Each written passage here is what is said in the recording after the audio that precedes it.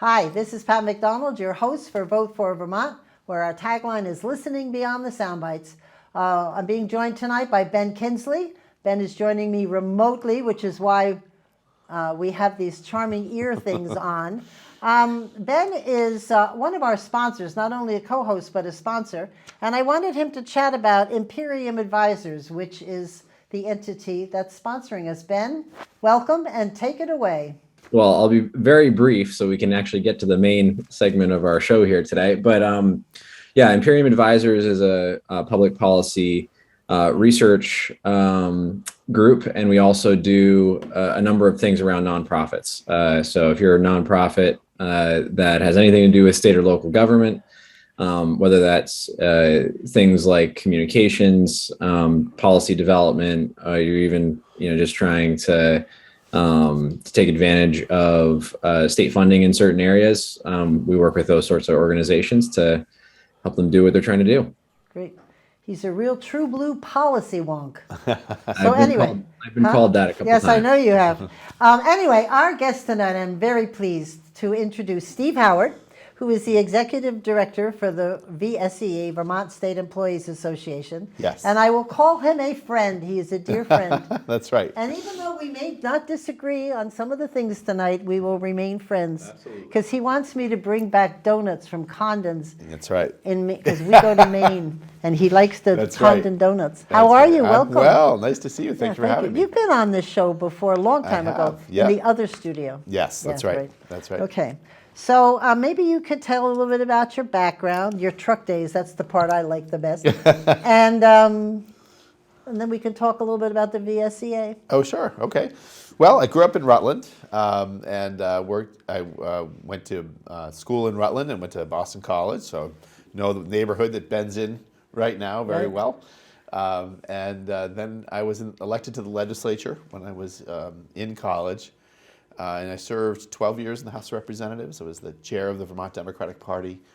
I had a political consulting lobbying business that I ran really in New England for about 12 years. And then I went to work for the then state's attorney, T.J. Donovan in Chittenden County, and then became the executive director, first the lobbyist, and then the executive director for the Vermont State Employees Association, where I have been for almost 10 years. You didn't mention the trucking association. Well, they were one of my clients. Yeah. So you were Secretary of Transportation. I was in motor vehicles. Yes. I think, and I'm sitting there, and your name came over my desk as the head of representing these truckers, and I was like, "What the heck is he doing?" Triple trailer trucks. We were trying to keep them off the interstate. There you go. Well, that's a good idea, actually. But we won't tell them that. So the VSEA, I love the VSEA. Yeah. And because I was just telling folks here at the studio, I would not want to be a state employee when there's the potential of your entire management team changing every 2 years. Yeah. And they always come in, any new director, commissioner, whatever, with completely different ideas. Whatever the guy did before, nope, we're doing something different. Right. So good thing the union's there. Yeah, I think our members provide a lot of stability. They have a lot of institutional knowledge, and they really are the experts in the work they do. Yeah. So a smart commissioner will start on day one by talking with those folks on the front lines and getting a sense of what's happening there. And that's when that commissioner is likely to succeed. Oh, that's a good tip for new folks coming in. Yeah, if you don't see the commissioner and they're just in their office, in the central office, they're not going to make it. Not going to make it. I used to live down at the VSEA more than I did in my office sometimes. Because especially we were doing benefits then, and was Annie Noonan and Steve Jansen, and they knew more about benefits than anybody I knew. So I would head on down there and ask them questions. Yeah, so. We're still working with Annie. Yeah, well, yeah. She's at the state's attorneys and sheriffs. We negotiate with John. The opposite side of the table now, but we've had a good relationship with her. So tell me a little bit. You've got a board of directors at the VSEA, all elected. Yep. And you represent. There was 8 bargaining units, and I was very surprised at one or two of the ones that you've added since I left. Can you rattle them off, or do you want my notes? I think I can. Let me see if I don't. This is like forgetting one of your children, but there's the non-management unit, which is the largest. That has most state employees. There's the corrections unit, Right? and the supervisory unit, those are the three executive branches. We have the state colleges, the judiciary, the Office of State's Attorney, and the Housing Authority. Good job. And hopefully very soon we are going to have the state transport deputies, the deputy sheriffs who are paid for by the state. They are in the state retirement system. They follow state policy, and they are the folks who transport prisoners from court to the facilities, and children, both in the Department of Mental Health and the Department of Children and Families when they're moving around residential programs. You forgot one. Let's see, what did I switch? Defender General. Oh, the Defender General, of course. How could I forget And we them? love him, so there you go. I forgot the Defender. Sort of an obscure one, though. I will give you a pass. Yeah, I forgot the Defender General. Is that still Matt Valerio? Yes, it is. He's been there a while. He's He a has good been. guy. Yeah, he's also from Rutland. Oh, really? What is this? Rutland's taken over. Ben, you want to jump in? You please feel free.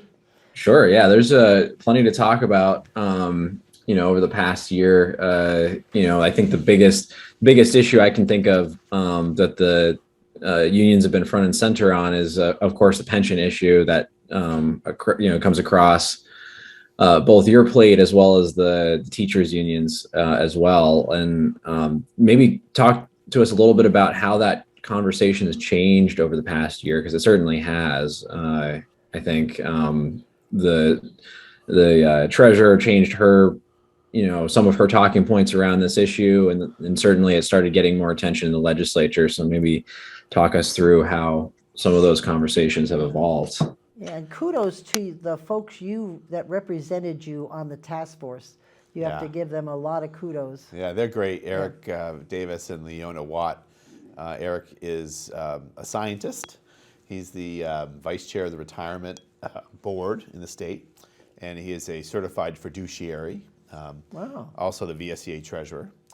And Leona Watt is a senior probation officer in the Department of Corrections in Springfield, and they're both really well-respected members, very smart, very collaborative. Wanted to get to a common ground, really, to a solution.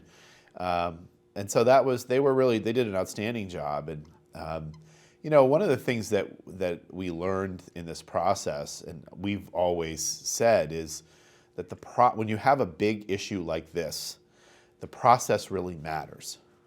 And the way it's sort of like we were talking about with the way a commissioner might approach managing a department. Whether people, as the president of VSEA, Amy Town, says, if they feel valued and heard, they will be more likely to collaborate with you. Right. And so we saw a lot of that. Really, we started off on kind of the wrong foot with this issue. But by the time we got to the state Senate really understood. Here, just do me a favor for our viewers. Back it up. The legislature, I don't know what number you were using. We've been using $4.5 billion of unfunded liabilities, and that includes both pension plans and the health care. Yeah, the OPEB, right. Yeah. So the legislature established a task force. The VSEA was assigned two members, voting members on that task force, and then they submitted their report. Yeah, and it was a great process. It was bipartisan. It included one of the most prominent members of the Scott administration, Commissioner Pichek, who has been the governor's right-hand person throughout the COVID COVID response. People recognize Mike Pichek from the briefings. He does a great job. He does. He's a great guy. He's the commissioner of finance. Commissioner. I keep saying commissioner of finance and management, but he's the commissioner of financial regulation. Right. And he really did. He was added to the task force by the legislation that was passed by the legislature and signed by Governor Scott. So he was the governor's spokesperson and representative on the task force. And so we really did have we started out really with everybody in their own corners. And it took a little while for that to break down. And we really did work hard to get to a common ground where we passed a recommendation that was bipartisan and unanimous and included the governor's right-hand man. That's great. So, we know that Mike Pichek did a great job working with the governor during COVID, hand in hand, really one of his closest advisors. And so to have him on the pension task force was really helpful. And it was really easy for us, too, because we asked him to give us reports on COVID and hay fever and all of the things that might be spreading throughout the state. And he had his charts, and it was really helpful. Well, I'm sure everybody that's viewing us must have seen him doing his charts and where's COVID now and where is it, how is it moved. Can I go here? Can I go there? Yeah, he's a good guy. And he's a nice, very nice guy. So. Yeah. All right, so it went to the legislation and a bill was drafted and written based on the task force recommendation. Ben, you want to kind of follow that up a little? Well, what I would say is like I can't remember the last time where we had a task force with this variety of membership on it. This type of representation that found a unanimous decision, and that's not something that should be taken lightly. I think the bill that the legislature, at least the bill that the Senate put forward, was largely a reflection of that task force recommendation. What has changed since then? I know that there has been some stuff that's happened in the House side, potentially some amendments that are being offered. Right. Where is that bill in process now? So that bill has been voted. It's been voted out of the state Senate. Senate was voted unanimously out of the state That's Senate. Great. 28-0, which is great. You don't see that happen very often in the Senate these days. It was voted unanimously out of the House Government Operations Committee just last week, and is now in the House Appropriations Committee. And there will be a couple of amendments. There's been some technical amendments. In any bill that's this big, as you're going through the process, you see I's that weren't dotted or T's that weren't crossed. So there's always some technical adjustments that aren't substantive in nature. But the two amendments that will be offered, one is a proposal that we call Group G. Right. And it's a proposal to bring Vermont in line with its neighboring states, where our correctional officers and the nurses and frontline staff at the Vermont Psychiatric Care Hospital, they will have a retirement benefit that allows them to retire with full retirement after 20 years of service at age 55. And that is very similar to what all of the New England states do. Vermont right now has the worst retirement plan for those employees of all the New England states. And so it's an effort to try to rectify that, both because we're having a very hard time here in a very crisis situation in the Department of Corrections in particular, but also at the state hospital.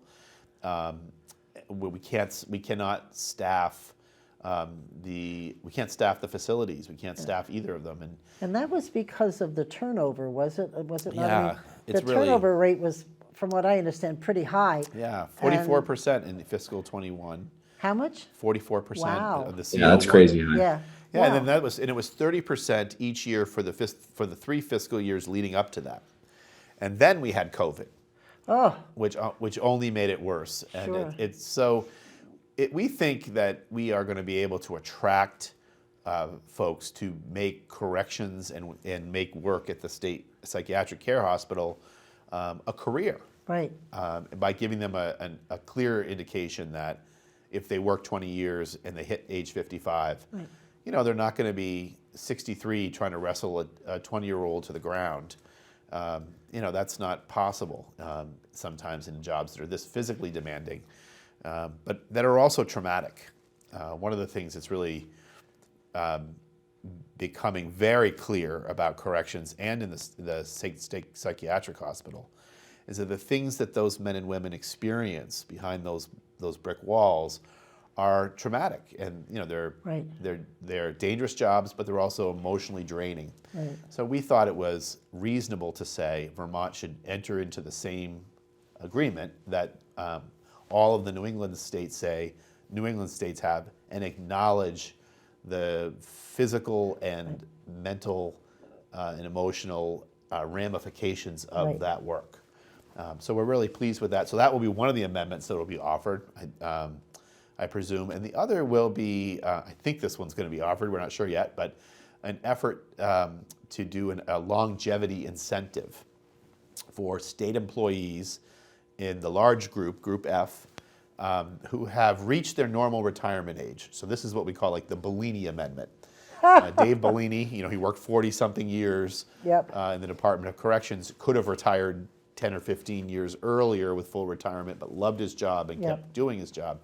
It turns out that not only do you get the benefit of their experience, which we desperately need in this understaffed state government, but we also save the system money, because the fewer years you collect a pension, the better it is for the unfunded liability. Of course. So it's and it saves the less unfunded liability you have, the less money you have to put into the system every year for the budget. Right. So this would incentivize a small group of people, I think it's like 300, to work 1 year past their normal retirement date, and we hope that will save about $700,000. That's great. And that's not state police or corrections, the new Group G. These are Group Right. F. Right. State police. They have to retire. Yeah, state police have to retire. The law enforcement has to retire at age 55. But in this bill, there is an incentive to work till age 57, which will be the first time that age has changed in a long time. Interesting. So now you can retire with early retirement, full retirement at age 50. You can also retire at normal retirement age at age 55, and now the mandatory is age 57. So Interesting. it's going to will save the state about $13 million in unfunded liability. That's great. Yeah. And where? So that Group G is really kind of interesting. Is there, there's plenty of areas in the state that are struggling to find workers right now, and that's both in the private sector and the public sector, in a variety of different jobs and occupations. How, when you have turnover numbers that high in a specific department, what other levers are you looking at to try to alleviate some of that turnover, that the department's experiencing? Is it things like, work environment? Are you looking at things like that? And what other levers are you looking at? I know one, air conditioning. Air conditioning. It's a Air big conditioning. deal. Seriously, they have no air conditioning in the prisons. Yeah, it's Think about that. There's a lot. So there's a couple things. One is in addition to having the worst retirement benefits for correctional officers and nurses at the psychiatric care hospital in New England, we also pay the lowest starting salary of any state. We're paying $19.42 starting. New Hampshire is the closest at $21. Wow. And it goes up from there. And we have some states, in the Midwest that are offering hiring bonuses to correctional officers of $10,000 or $15,000. We have a much more modest proposal that we agreed to with the administration that is now being renegotiated. But it's getting that starting wage up. It's fixing the retirement system. But a big part of it is to change the culture of the management of the department, and to try to find. There was recently a study done by UVM of both offenders and staff at the Southern State Correctional Facility, and if you look at that, you see it's a pretty damning study of the management of the department. Something like 80% or so, don't quote me on that number, but it's close to that, said that the central office doesn't know what my job is like in a facility. They don't listen to me, they don't ask me, they don't consult me. And so that is, it's a problem, and it makes people feel less valued, less heard. And when you're in an environment where your safety is at stake, you need to know that the management has your back, and that the politicians have your back. And sometimes we have had instances in the last couple of years where it wasn't clear that the politicians or the management was going to be there for their staff. And in some cases, it looked like the management of the department was trying to scapegoat the frontline staff for the failures of management. Right. And it's, I just think that's really sad. I think if you,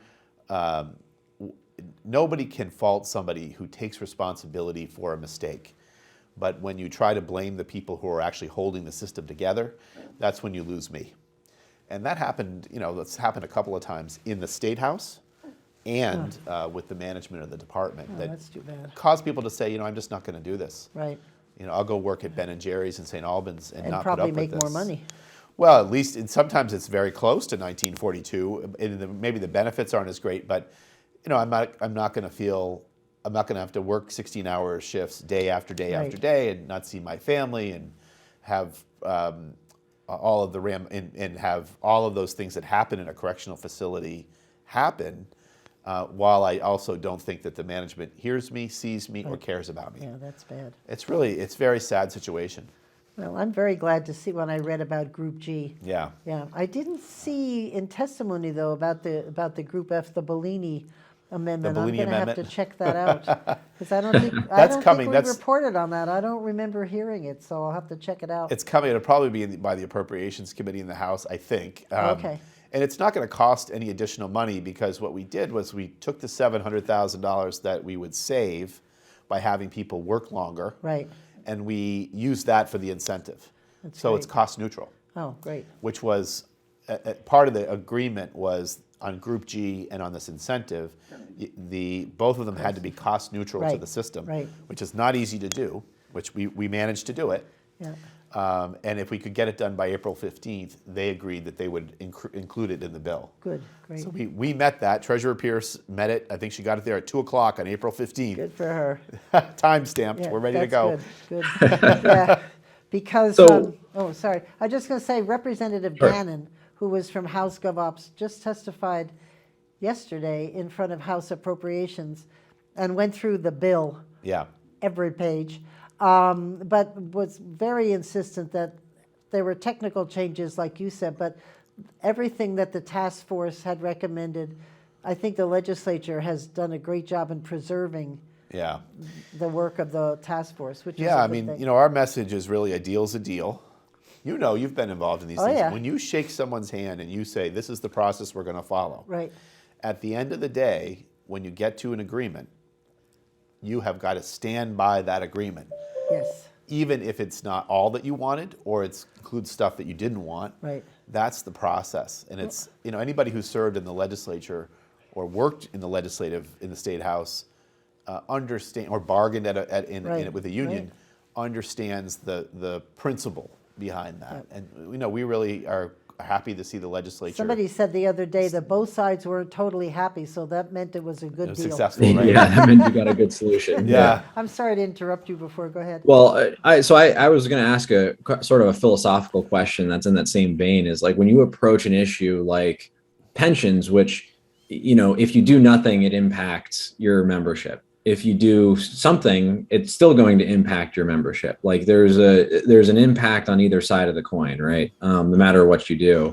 How do you approach an issue like that where there's clearly, you clearly have impacts on both sides of the issue, and you have an administration that's interested in solving a fiscal problem that they see.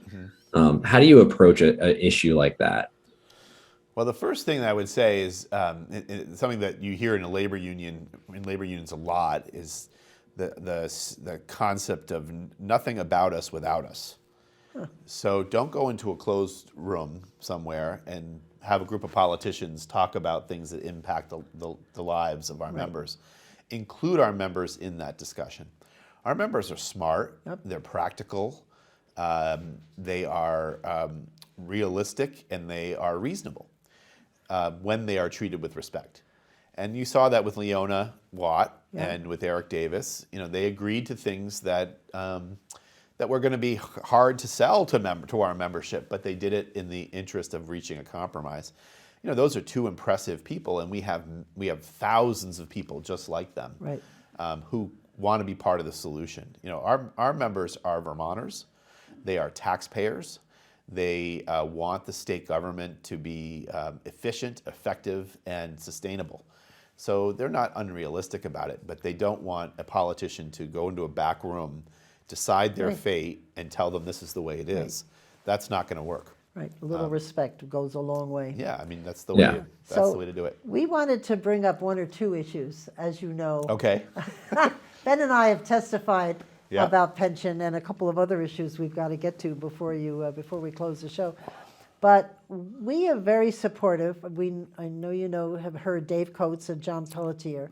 We've Once or twice. We've worked closely with and we agree, and we've written some articles about the fact that new hires, right now, the results of what's happened is only getting us halfway, a little bit more halfway through to address the unfunded liability. And we're concerned that another couple of years from, we're going to be doing the same thing over again. So my thought is, while the momentum's going, why not make us a little more like other states for new hires only, certainly protecting retirees, thank you very much, but also protecting those who are working now. Why are you adamant about offering new hires the same thing as current employees? Well, a few things. So first of all, the process matters. And in this case, Governor Scott had one of his highest-ranking cabinet members on the panel. He had two of his commissioners testify. They did not ever submit a proposal on this issue. They never raised the issue. So we would call that, you would know this from your days in human resources, that's bargaining in bad faith. And if he had brought a proposal forward and then had his appointee vote against the proposal in the end, that would be one thing. But in this case, Commissioner Pichek voted with the task force unanimously to support the outcome. Yeah. So the process does matter. We think this is dirty pool. It's not the way you behave. It's frankly not the way the Phil Scott that you and I have known for years would behave. And so we think something has changed. Phil Scott was in the state Senate for a long time. He knows. Right. He knows the process. This is not the Phil Scott that we've known for a long time, and we're going to call him on it because we hold him to a higher standard because he said he would govern at a higher standard, and for the most part he has. You know, we have our differences with him, but we're gonna hold him to the agreement. The second thing is a substantive reason. So the treasurer looked at this issue, and we did have some discussion about it during the pension task force. And the outcome of the research that she did is that the cost of the defined contribution plan is actually a negative cost and will have a negative financial impact to the tune of like $59 million in new expenses that we won't have if we didn't allow for this change. And we see what's happening in West Virginia, in Alaska, in Kentucky, and in states all across the country where they made this change and are coming back because it had a detrimental impact on their unfunded liability. The other thing is making at least the change that we're the most concerned about new hires doesn't affect the unfunded liability. It doesn't change it at all. In fact, it might make it worse because you're taking people out of that retirement plan, you're changing the demographics of that plan, and that means that the forecasts and the cost of that plan are going to go up. So we think there's a process and a fairness issue, and we want to hold Governor Scott to be the kind of governor he promised us he would be. And we also feel that on a substantive basis, we shouldn't make the same mistake that all of these states made and are telling us not to Because, follow. you know, as an exempt, I can't remember what year it was, but they offered us a different type of plan. Yeah. And worked for me. And I don't Yeah. know if is that in trouble? Well, it's declining. You know, when this plan was We offered. just switched, to do a defined contribution. Yeah.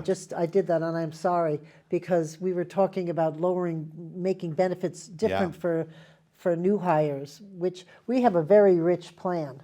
Yeah. And one of the suggestions was to offer a defined contribution plan. And that's the overarching issue with new hires. Right? Yeah, I mean, the exempt employees are the employees who are political employees, Right. mostly. They are offered both the defined contribution and the defined benefit plan. At the outset, there was about a 43% participation rate by exempts. That has declined precipitously. It's now about 30%. The vast majority of exempt employees see the benefit of a secure retirement that's provided by a defined benefit plan. And Vermont is one of the states worst in the country for retirement savings. So when you have a defined benefit plan and you're guaranteed a pension until you die, you're not making the investment decisions yourself, but you have experts who are making them collectively with pooled resources. Right. You have a more secure retirement. And there's a lot of research that indicates that as we've moved to 401ks, which were always meant to just be a supplement to a pension, not a replacement for a pension, we've seen bankruptcies among seniors go really high, and we've seen them really have to rely on government assistance more than they would have if they had had a more secure retirement. The one benefit that I saw, because at the time I couldn't imagine myself spending 20 years in state government, because I left, if you remember, and then I came back, and then I worked another 10 years. So for me, though, it was the portability. If I had a defined contribution plan, I could take that with me to, I went to the Merchants Bank and to other places, and I took it with me. So to me, that was a perk. It was, but we don't want to, we want to encourage people to have a career, a lifetime career with the state. We can't staff our state agencies now with a defined benefit plan. We don't want people to come for 5 years and leave. We want them to, like for instance, in the Department of Corrections, the Commissioner of Corrections that's just been appointed has been talking about building career ladders. Well, you don't want to build a career ladder for somebody for 5 years or 6 years. You want them to work for 20 years or 30 years. And the thing is, state government is different than a business, both because of what they're asked to do. It's not often, there is no, I can't think of a business that is responsible for custody of children, for instance. That's a good example. We do different things than what businesses do. But when the 401k fails, if you're a private business, your relationship with that employee is over. When you're the state government, if that 401k fails, then they are getting higher property tax adjustments. They're going to be eligible for for food stamps. They're going to get heating assistance. They're going to get all those things from the taxpayer. Right now, close to 70% of the proceeds of the defined benefit plan are a result of our investments in Wall Street. We are pulling money out of Wall Street, and it's being spent on State Street. 78% of state employees, when they retire, live in Vermont. They don't go to Florida. They live in Vermont. It's the state's most successful economic development program. It gets money into the diner, into the hardware store, into the businesses on Main Street from the folks who have given us a lifetime of service and who then invest back into the communities that they call home. That's a great point. We have a very high retention rate among state employees in Vermont. That's causing other issues with housing because we have so many people that are not in the workforce that are in housing, but that's a different issue. I think one thing to be potentially cautious about is that millennials in particular have shown that they're much more interested in portability of jobs, which and change jobs much more frequently than previous generations did. So we just need to be careful, I think, as a state to not end up in a situation where that promise of a career, a 20 or 30-year career, ends up becoming a disincentive for a generation that wants to keep their options open. I think that's somewhat true, but I've also seen research that says that the younger generations entering the workforce are also just as concerned about retirement security as they are about portability. And so when you look at the two plans, defined benefit, pension until you die, or 401k, you're really on your own when the money's out, you will see that younger workers will choose the more secure option. Really? Especially if they're committed to public service. And what our members do in their work is public service. They're going to make less money maybe in their paycheck than they would in the private sector in some cases, but they're going to put up with a lot of things that private sector employees may not have to put up with. But we were talking about some of it, politics and angry public members for the public who are angry, all that stuff. But they're serving the public. And so that's that's something that younger workers seem to be very attracted to. So I think there's feelings on both sides. What we don't want to do is do anything that's going to add costs to the pension system, Right. which a defined contribution plan would do. We don't, want to also do anything that would, in the end, have people retire and then become dependent on state services because they don't have a secure retirement. You Yeah. also he mentioned salaries, and I think you should jump in on that, Ben. Well, salaries are a difficult thing because, to your point, there aren't often equivalent jobs between the public and private sector. I mean, there are some that are equivalent. There are some that are not. And so having that comparison is sort of difficult, but Campaign for Vermont did put out a report in the fall that found, looking at DOL data, that state employees and teachers are in the top 25% of income earners in the state. There are potential reasons for that, but that seems to indicate that and that's just looking at wages. So that seems to indicate that wages in the public sector actually are pretty competitive to the private sector. And we looked at that information and said, okay, then if that's true, then we're not necessarily worried about competing. Maybe these benefit packages that we're offering to new hires in particular don't need to be as rich as they are today to attract new hires. And that's sort of the debate the conversation that we wanted to start. So what are your thoughts to that? And is that an option or an avenue, not in this bill that we're looking at today, but perhaps in the future, to help close the rest of that gap is benefits for new hires? Well, I think one of the things that we find, we talk to our members, is that the benefits package is a reason why they were attracted to state government in the first place. Right. And one of the reasons why they stay, and one of the differences between private sector employees and public sector employees, is the length of their career with that employer. So if we're successful, and what we think Governor Scott should be encouraging is people to begin their career with the state and stay as long as we can keep them. We all know that hiring people is really costly and very expensive. Corrections, for instance, it's like $10,000 for a correctional officer just to be trained. We want them to stay. We want to follow what Commissioner Demmel in the Department of Corrections has said and build a career ladder, so that we encourage their long career here. So that's one of the differences between the private sector and the state.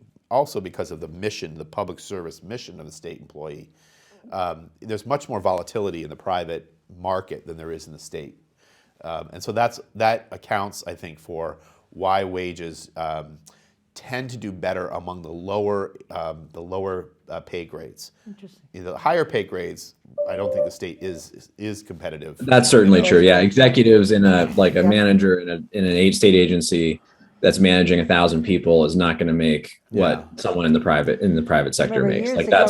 Years ago, the Business Roundtable put out a study on exactly that, and one of my jobs, whatever job I was in at the time, was way under. But the legislature wanted not to hear a thing about it. Yeah, I know, it's crazy. I went up there and went, hey. Yeah, and it's really, it's not, we could go on forever about that, but I think it's one of the ways we attract and keep people working here. And, we have a situation that's pretty troubling. Right now, 10% of the state workforce has reached its normal retirement age. Yeah. In 5 years, 25% of the workforce will reach its normal retirement age. So that's one reason why we need this incentive to keep people going.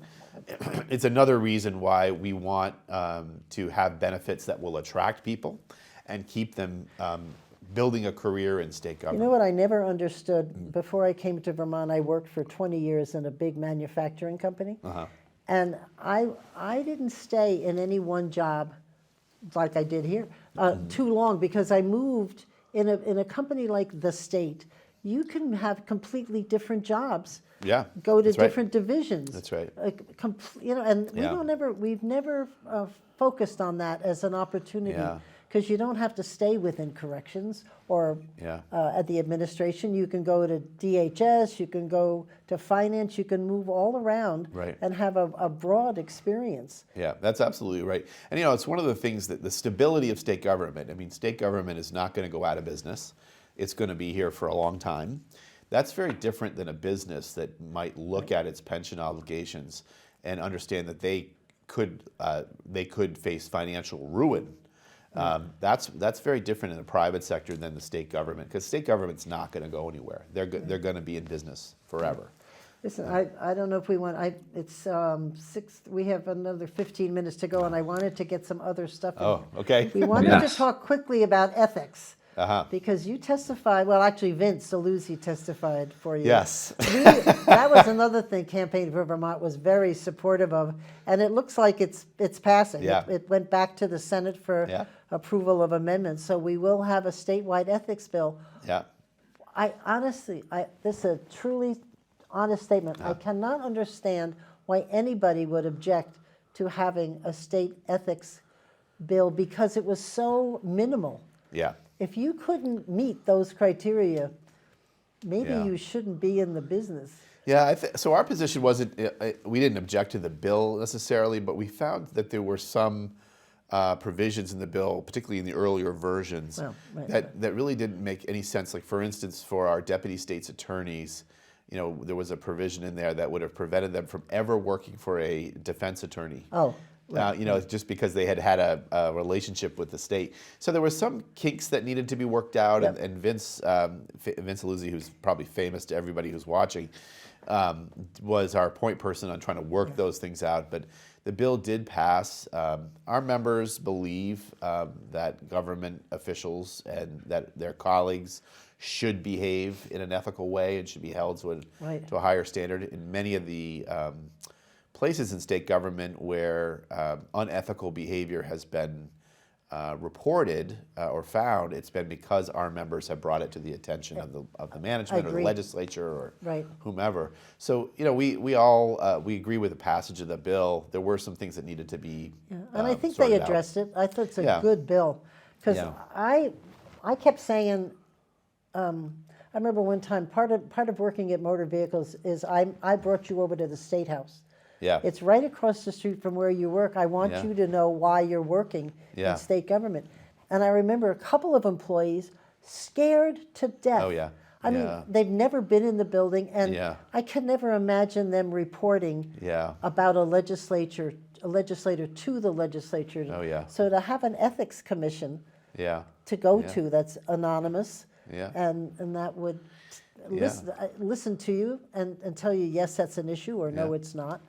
Well, we've been really strongly supportive of whistleblower protections. Right. The state auditor, we added that provision that the state auditor, you could report to the state auditor for waste, fraud, and abuse Yep. anonymously. The same is true of the Human Rights Commission, where we send a lot of Right. our members who have had bad experiences in state government. So we want to make sure that that is available to them. But I will tell you that the culture of retaliation in retribution in state government is alive and well. Oh, And it scares our members because it's hard to prove that you're being retaliated against. But Yeah. it's very clear that I'm it's happening. sad to hear that. Yeah, it's been a very serious problem, and it's all across state government. It's not just in one department, and that really is something that needs to be addressed at the top, and the managers need to set the top level from the governor on down need to send a message that won't be tolerated, but it does occur. We have people who I think, testifying in the State House, I do it every day, it's no big deal. People are scared to death to do that. Right.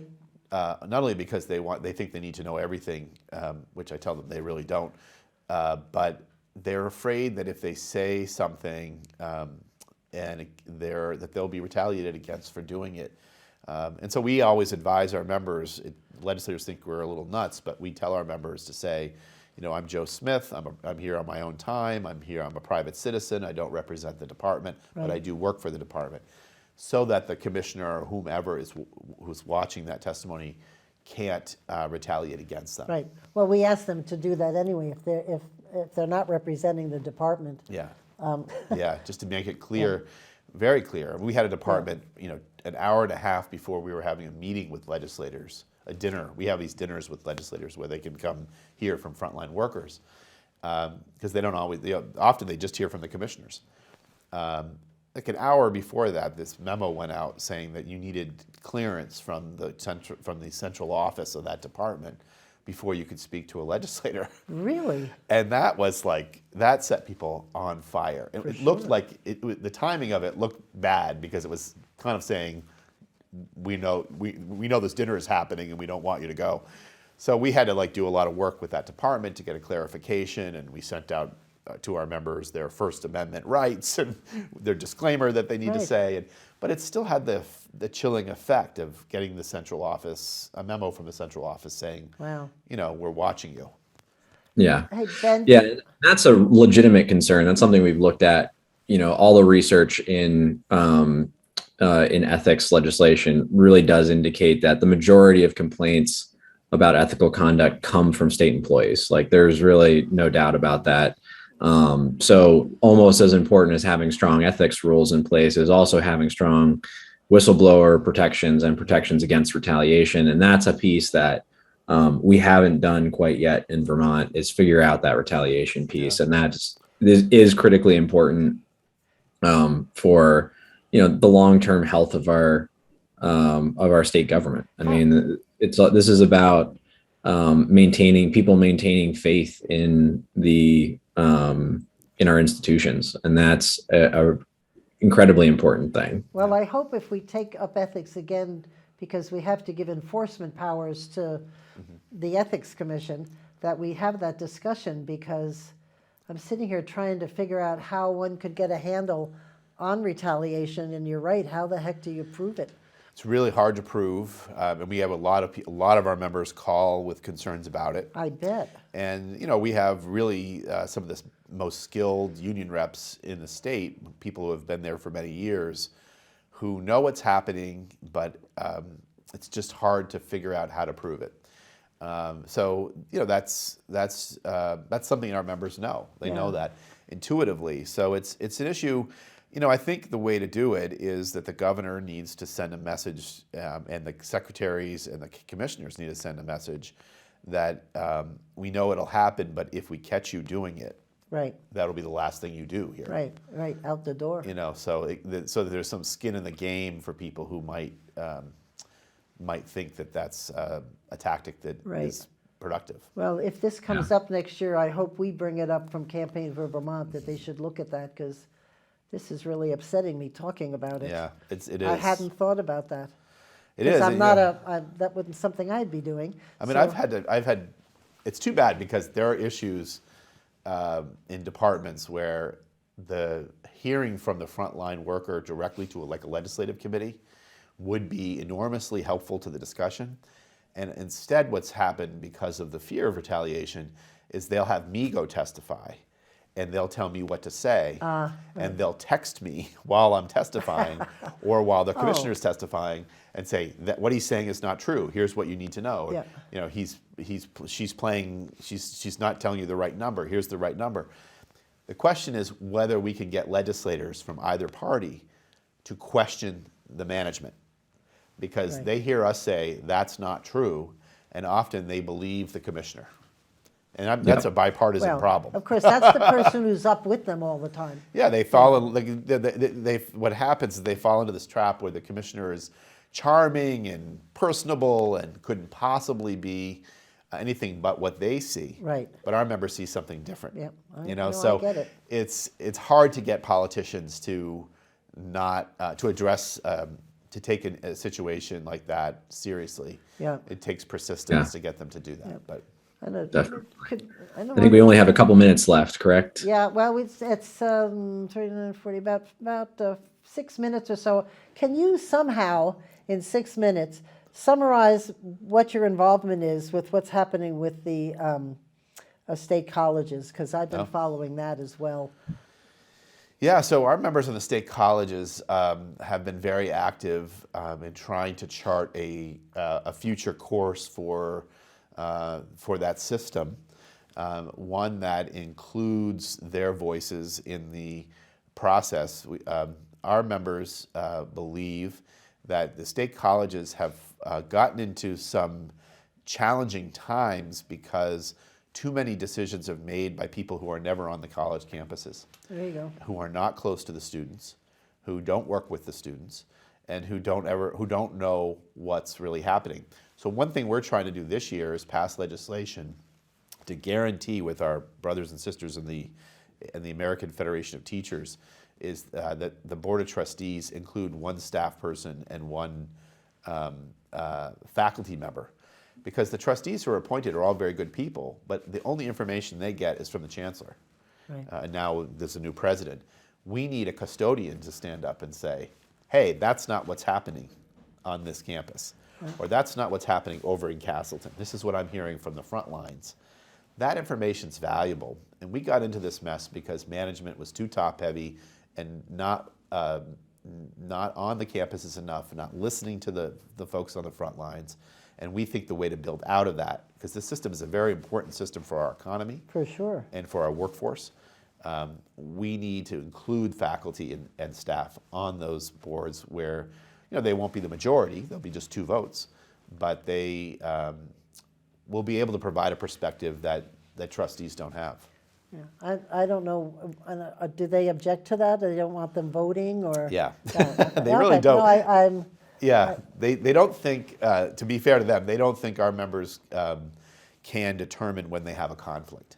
Oh, okay. Somehow a person who's not involved in the campus at all can figure that out, or a student representative can figure that out, but an employee who's worked for 10 or 20 years for them can't figure it out. Yeah, I must say, You know. it seemed to me, and I'm not there, but it seemed to me that they did reach out, they took a lot of effort to reach out to talk to the students as they were going through all of this process. Yeah. And I was impressed with that, and maybe it didn't work as maybe you or others might have envisioned it, but didn't you feel that way, Ben, that they seemed to be reaching out? Well, the changes that are happening in the Vermont State colleges are very difficult changes to make. When you're talking about, transforming a system that was failing, quite honestly, Right. a system that was failing, and consolidating administrations and brands and all of those sorts of things.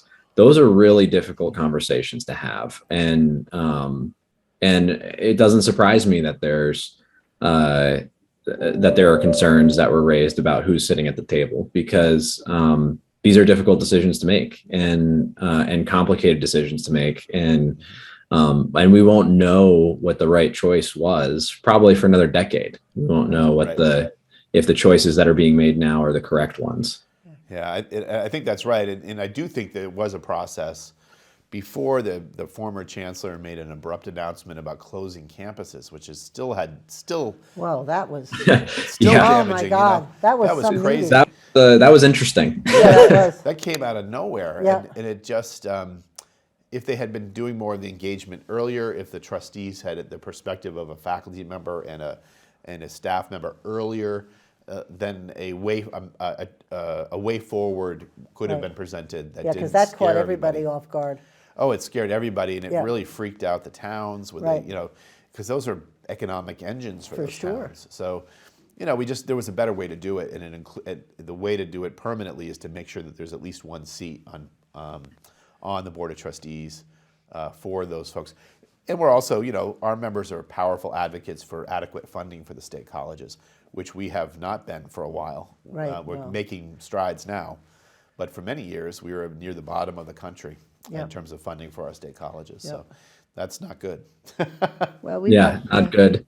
We are, but we are closing the gap, thankfully. What would you think about like a faculty advisory committee like what UVM has?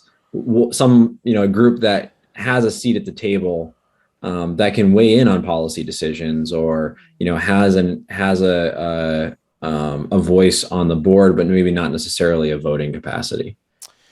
Yeah, I think what we're advocating for is to make our members, to give our members power, basically, to be able to participate in the actual discussion and to vote. and to try to build a coalition to move things in the direction of the perspective they have on the campus every day, working with the students. So we don't. It's not that we're opposed to those kinds of organizations being set up on campus. It's that we think it won't be as beneficial as actually having a vote. On the table. Yeah, We're not asking for a dominant. We don't want to dominate the trustees, but just having two people who go to the campus every day and talk to students every day, I think can only benefit the system. Yeah. So where is the reorganization right now? I forget there's a buzzword for it, but where is it? Where do we stand? Where can people find out about it and weigh in and make comments if they want to? Well, they've named their new president, Right. which was a big step. I think there's been some consultants who have been hired, and the trustees have been participating in that conversation. The faculty and the staff have throughout this process worked on a sort of simultaneous commission to make a lot of the same recommendations with some modifications that they think improve the proposal. So that process is still, I think, moving forward. And the governor appoints the trustees, so you can weigh in with the governor. There are legislative trustees on the task force, so they can weigh in with them. And I'm sure the trustees who are not elected officials or not who would also be willing to hear from. Is there a deadline or a date certain that by such and such a date this should be? I think there is, but I don't know what it is. Oh, okay, but there is Yeah. is something that they're shooting for, because Yeah. I know funding is a big issue coming It from is. the state. Yeah, we needed to get to the New England average, which is the goal that's been set forth from a funding perspective, and I think we're getting close with the Senate budget. Good. The House put some additional funds in, but not as they weren't as generous as the Senate budget ended up being. So we're hopeful that the Senate construct will prevail and that the governor will not veto the state budget, so that funding can go forward. Good. You've got your hands full. Yes. Lots of things going on. Sure. Sure. That's we right. really thank you for coming on, and you can welcome in back anytime you have new news. Thank you. Well, maybe next time we'll do it from Maine. That's Condon's. At Condon's. Yes. There, you're From invited. yes. All right, it's done. All right, It's done thank deal. you all for tuning in. This was a great show, and really appreciate your listening in and hopefully commenting. We'll see you next week, and in the meantime, keep listening beyond the sound bites.